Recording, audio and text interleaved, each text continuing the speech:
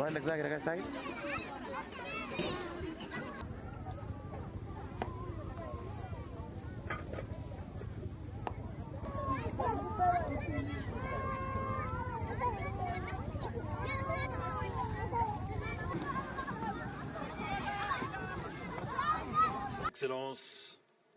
Excellences, distingués collègues, Monsieur le Haut-Commissaire, la 38e session extraordinaire du Conseil des droits de l'homme est maintenant ouverte.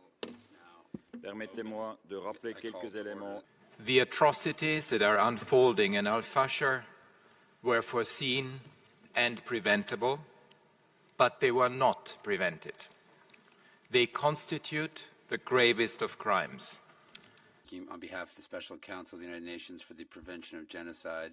There have been mass killings of civilians, ethnically targeted executions, sexual violence, including gang rape, abductions for ransom, widespread arbitrary detentions, attacks on health facilities, medical staff and humanitarian workers, and other appalling atrocities. This is a pattern that we have documented time and again in this conflict. But our wake-up calls were not heeded. Bloodstains on the ground in Al-Fashir have been photographed from space. The stain on the record of the international community is less visible, but no less damaging. Thank you for your statement. I now give the floor to Mr. Surya. The international community has a clear duty to act. There has been too much pretense and performance and too little action. It must stand up against these atrocities, a display of naked cruelty used to subjugate and control an entire population. It must take action to prevent continued large-scale human rights violations, often ethnically motivated in Darfur and beyond. And it must ensure that civilians from Al-Fashir and the surrounding areas have access to humanitarian aid and the protection they so desperately need.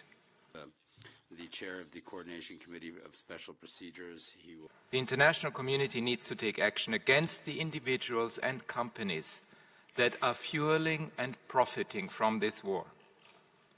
Sudan is caught up in a proxy battle for its natural resources and commodities. Numerous countries in the region and beyond are involved. Much of Al-Fashir now is a crime scene. I must issue another stark warning about surging violence in Kordofan.